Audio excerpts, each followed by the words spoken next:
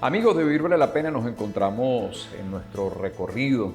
Ya llevamos un tiempo en cada una de estas ciudades hermosísimas y estos países que nos reciben con amor, pero sobre todo con personajes y amigos que vale la pena escuchar. Andrés Mortola nos acompaña el día de hoy, consultor financiero. Vamos a hablar de educación financiera, de cómo generar ese camino, bueno, de no endeudarnos más de lo que podemos endeudarnos, de cómo refinanciar todo esto. Vamos a hablar hoy de finanzas. Aquí en Vivir Vale la Pena, desde Guayaquil.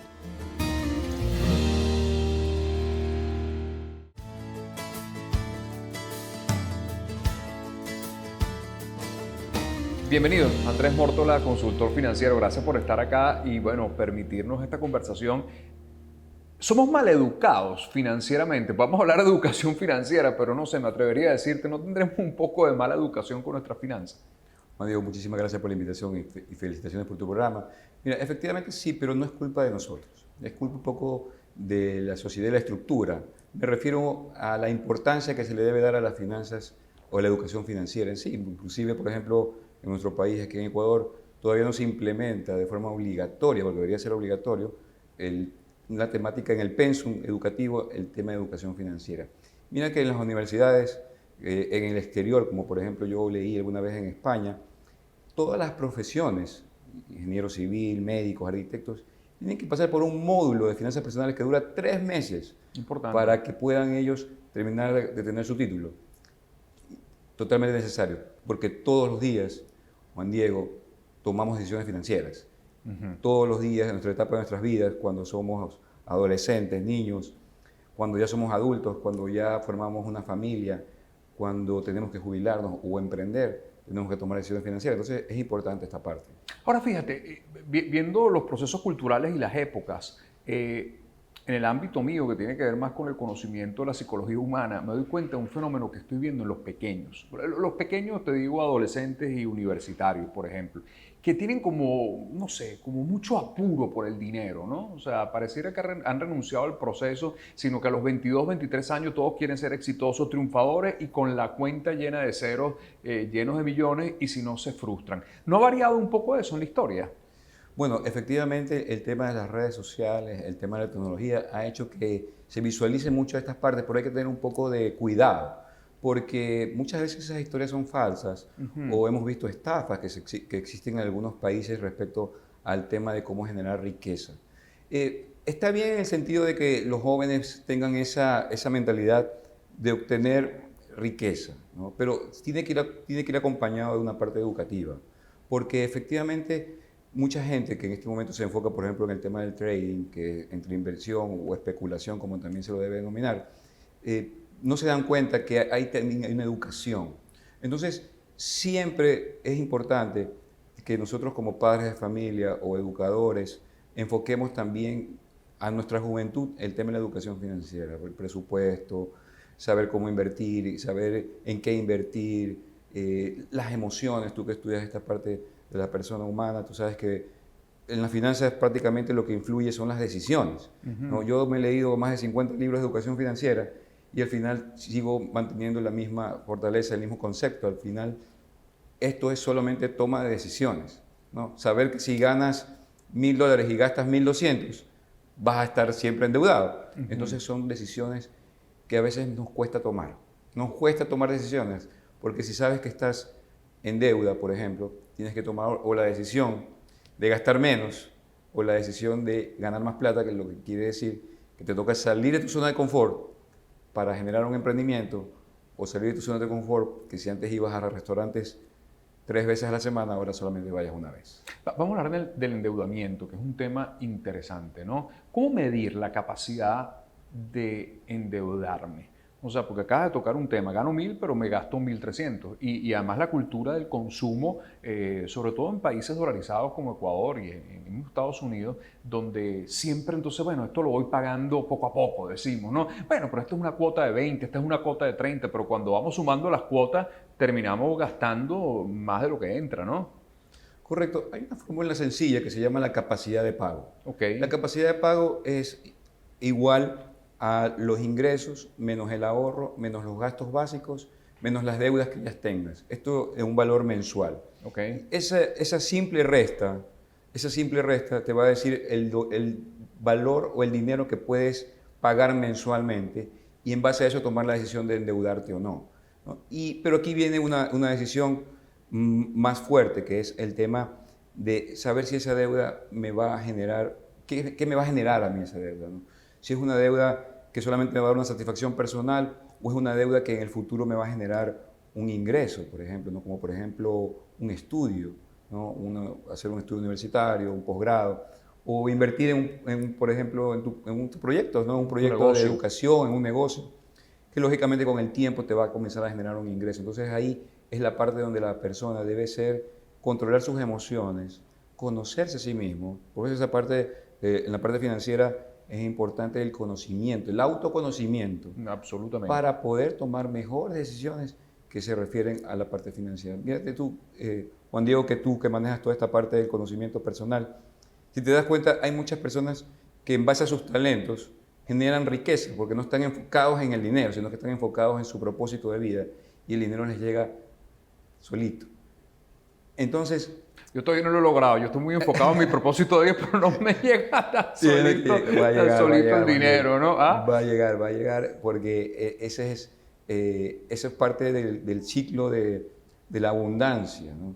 Estos temas parecieran, yo soy financiero, estudié finanzas, me dediqué totalmente siempre al tema del análisis financiero, y cuando me introduje a profundizar el tema de la educación financiera, me toqué con estos temas de la abundancia, del ciclo de la riqueza, la mentalidad, y ciertamente me choqué porque yo decía estas cosas son como muy esotéricas, ¿no? Sí. Pero en realidad sí se enfocan mucho. Inclusive hice un curso hace 2 años que se llama Las 12 leyes de la riqueza consciente con mi mentora que se llama Jocelyn Quintero, que te recomiendo que la entrevistes porque ella también da muchas entrevistas sobre estos temas, porque me enseñó a ver la forma de la riqueza personal que tenemos enfocado desde otro aspecto. Entonces, y todo eso viene acompañado con el tema económico, o sea, el dinero te llega si te enfocas en el propósito. Absolutamente, absolutamente. Y la disciplina y el trabajo siempre es un vector. Vamos a la próxima parte,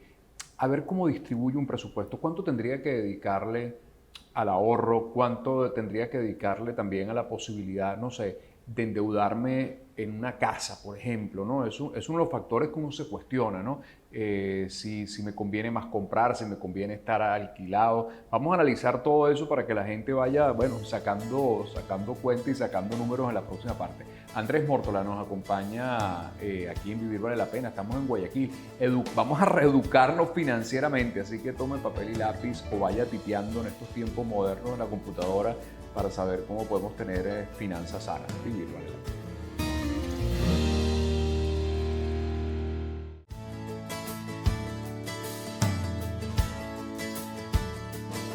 Seguimos conversando hoy con Andrés Mórtola, especialista en el ámbito financiero, un gran consultor, y estamos hablando de la educación financiera y, no sé, vamos a trazar como quizás una ecuación, ¿no? O sea, una persona que gana un ingreso, no pongamos el valor del ingreso, pero sí pongamos a nivel de estadísticas, ¿ok? ¿Cuánto debo asignar para ciertas cosas? Por ejemplo, en el ahorro, ¿qué tan conveniente es ahorrar? Totalmente importantísimo, prácticamente como dice Robert Kiyosaki, pagarte a ti primero, ¿no? Yo siempre le hago la pregunta a las personas, ¿te parece justo que llegue fin de mes, tengas que pagar deudas, alquiler, tarjetas y te quedes sin nada, haber trabajado 20, 25 días y no te quedes con nada para poder cumplir tus sueños? Entonces el ahorro es prácticamente pagarse uno primero, tiene que uno tener esa visión de que en el momento que estás ahorrando, estás pagando a ti. Que si es posible hacerlo, sí es posible, porque si nosotros comenzamos a revisar nuestros hábitos, vamos a poder identificar qué cosas estamos gastando de más y qué podemos ahorrar. Ahora, una ecuación perfecta no hay, mi querido Juan Diego. ¿Por qué? Porque va a depender un poco de la situación, yo siempre digo, de las etapas de las personas. Por ejemplo, tal vez una persona que en este momento se casó, tiene hijos, su ahorro no va a ser tanto como cuando era soltero. Entonces, lo que sí que hay que aprovechar es ahorrar lo máximo que uno puede en su momento, ¿no? Y te pregunto, cuando hablamos de ahorro es agarrar dinero y meterlo en un depósito. Correcto. Un depósito, ok. Entonces, si pusiéramos un porcentaje, ya lo tienes establecido, pero hay otros tipos de inversiones que quizás son, no sé cómo llamarlas, más agresivas, son más riesgosas quizás, pero pueden tener dividendos quizás más altos, ¿no? ¿Cuánto puedo arriesgar ahí?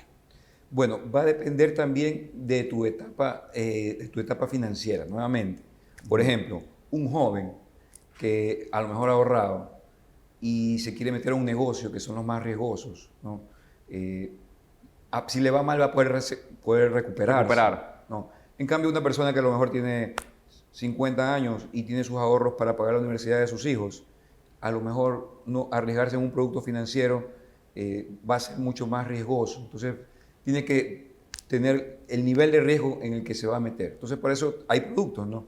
Como los fondos de inversión, el mercado de valores de los países, ¿no? Que también tienen sus indicadores financieros para poder evaluar y meterse en esos productos.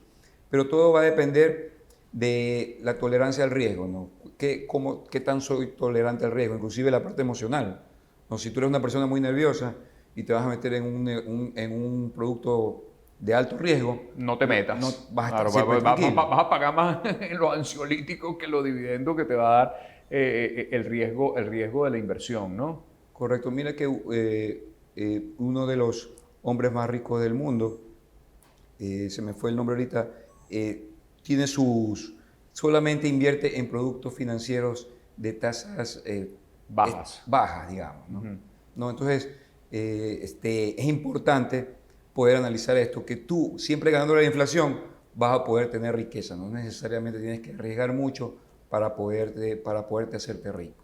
Es bueno diversificar, o sea, cuando uno tiene una posibilidad de inversión, como decimos en criollo, no meter todos los huevos en la misma cesta. Totalmente, Juan Diego. O sea, esto es un dicho que hay que hacerlo, ¿no? Eh, siempre invertir de una forma diversificada porque vas a tener diferentes riesgos. No puedes nivelar un poco tu nivel de rentabilidad y de esa forma sacar un promedio de lo que vas a obtener como rendimiento. Entonces, siempre diversificar. A pesar de que hay algunas personas que dicen, bueno, si tienes un negocio que te está yendo súper bien, te está haciendo franquicia, vas a crecer, pon Los todos huevos los ahí. en la misma canasta. Va a depender del caso, ¿no? Si tú ya tienes un negocio que a lo mejor está creciendo, tienes la oportunidad de expandirte, posiblemente, pero siempre con conocimiento financiero, ¿no? ¿Qué decisiones vas a tomar para poder hacer crecer ese negocio que estás implementando? Andrés, es inevitable preguntarte. Estuvimos un poco, no sé cómo llamarlo, en la fiebre de todo lo que tiene que ver con la criptomoneda y todo. Bueno, mucha gente se entusiasmó e incluso podríamos decir que no eran solamente los jóvenes emocionales que se atrevían, sino que gente adulta también, no sé, se dejaron seducir. ¿Qué nos puedes decir? ¿Cuál es la visión que tiene un especialista como tú en todo lo que pasó dentro, no sé, de ese mercado virtual que es la criptomoneda? ¿Nos puedes explicar un poquito? Bueno, yo he conocido gente que hizo bastante dinero en criptomonedas, pero también conocí gente que perdió mucho dinero en criptomonedas. En sí, es una nueva tecnología, ¿no? El blockchain, el tema de la criptomoneda, que todavía le falta crecer, ¿no? Pero en el tema de las inversiones, entre comillas, sí creo que se maneja como un tema especulativo. O sea, la persona que se quiere meter en criptomonedas tiene que tener mucho cuidado, tiene que estudiar también el histórico de la moneda en la que va a involucrarse. Recordemos que hace 2 años estaba en 60.000, ahora está, me parece que en 18.000, 20.000 dólares. Entonces, imagínate, todas las personas que compraron en 60.000 La han perdido perdieron. de su plata. Así mismo, entonces es importante educarse. También, como lo que tú comentabas hace un momento, Juan Diego, la diversificación. O sea, si yo tengo 10.000 dólares, No los metas todos no ahí. meto todo. O sea, quiero probar, quiero ver qué tal me va. Voy a meter 1.000 dólares a ver qué tal me va, ¿no? Pero no meto todo porque puedo perder El todo mi patrimonio. dinero. Correcto. Entonces, es algo que hay que estudiarlo, hay que enfocarse, conocer la parte histórica, ¿no? Generalmente en este tipo de inversión manejan mucho la parte histórica, ¿no? Los estudios de cómo se han manejado, cómo ha crecido, qué puede pasar para tomar decisiones y en base a eso poderlo hacer. Hay gente que lo está haciendo y está ganando dinero, pero con conocimiento, con experiencia. Entonces hay que tener ese cuidado de poderlo hacer de forma correcta. Vamos a la próxima parte a hablar de varias cosas importantes. ¿Es buen negocio comprar un inmueble? Te lo voy poniendo sobre la mesa. vale la pena como inversión, vale la pena como la casa donde quieras vivir, conviene estar mejor alquilado. Vamos a abrir todos los panoramas, cómo están las tasas hipotecarias, si realmente el costo-beneficio, no sé, es funcional y nos genera beneficio. Andrés Mórtola nos acompaña el día de hoy, consultor financiero. Estamos hablando de reeducarnos, de conocer las finanzas, quizá bajarle tanto el contenido emocional, sino un poquito más de racionalidad en el momento de invertir nuestro dinero. Desde Guayaquil, vivir vale la pena.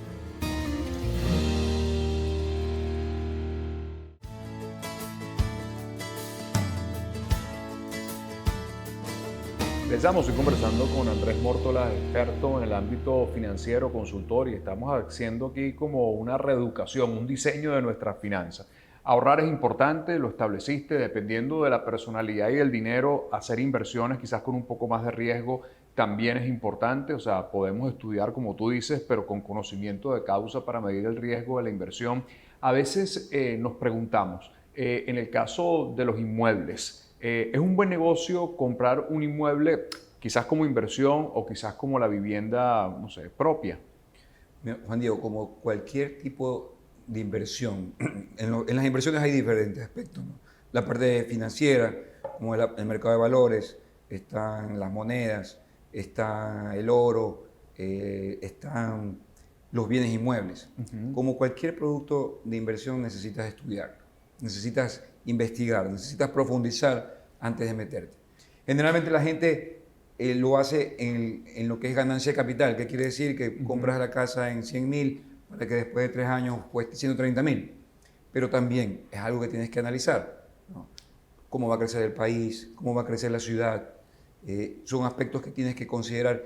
Y lógicamente el flujo de la persona, ¿no?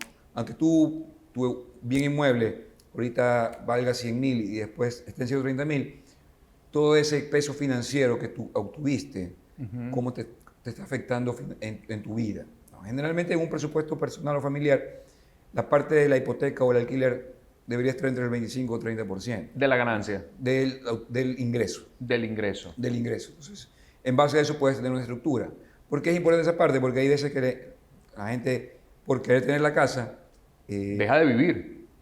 Prácticamente. Entonces, compras la casa a 25 años, haciendo el ejercicio con una tabla, con la tabla donde están los gastos que pagas en intereses. A 25 años una casa termina costando 3 veces lo que te costó. Y quiere decir que tú trabajaste 25 años para pagar una casa que te costó 3 casas. Así es, ¿no? Y que toda tu vida te limitaste a vivir otras cosas. Inclusive hay gente que actualmente, me incluyo, yo solo alquilo, ¿no? Y lo demás dinero lo invierto. Financieramente me sale más rentable, pero me ha tocado aprender para poder hacer esta actividad. Eso no quiere decir que mañana se vea una oportunidad, no la compres. Y me pueda meter en un bien, ¿no? Para eso hay asesores, ¿no? Actualmente hay asesores inmobiliarios, pero antes de eso yo siempre digo a las personas, tienes que educarte tú primero, ¿no? Hay libros, hay gente que en las redes sociales que también te ayudan para que tú puedas analizarlo y en base a eso sí, tomar una decisión con los asesores inmobiliarios que existen en tu ciudad respecto a la parte de los bienes raíces. Si pusiéramos un poco la mirada aquí en el Ecuador y este programa que nos ven en todo Estados Unidos, ¿dónde sería bueno invertir acá?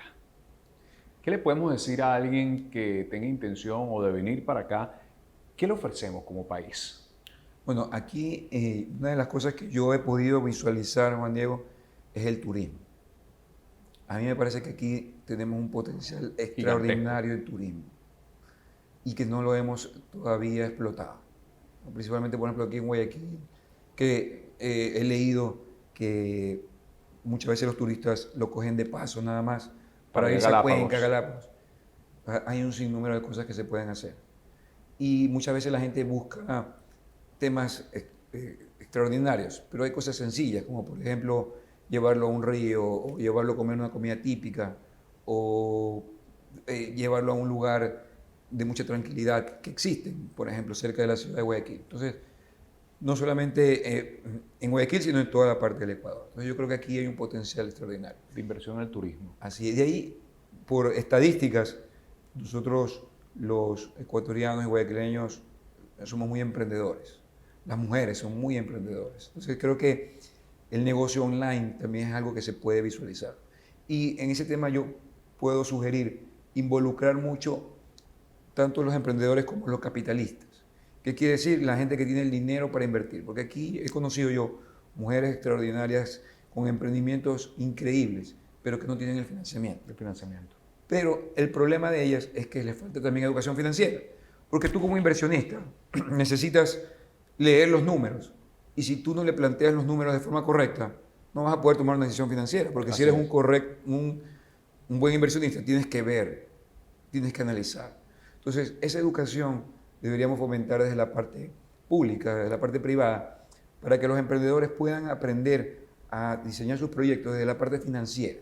Porque aquí estamos acostumbrados a proponer los proyectos, las ideas, pero no a plasmarlas en la parte financiera, donde el verdadero inversionista va a poder analizar y tomar una decisión. Algunos inversionistas lo hacen al impulso, pero hay inversionistas que yo no puedo saber nada del negocio, pero veo los números y digo, aquí hay una oportunidad. Para eso necesitamos un consultor financiero. Gracias, Andrés, por haber estado con nosotros. Andrés Mórtola, especialista, y aquí nos deja un mensaje, ¿no? La educación también tiene que ver con el dinero, y creo que es un marco de inteligencia para poder vivir también en la sonrisa, disfrutar y, por supuesto, educarnos en nuestras finanzas. Vivir vale la pena, desde Guayaquil, Ecuador.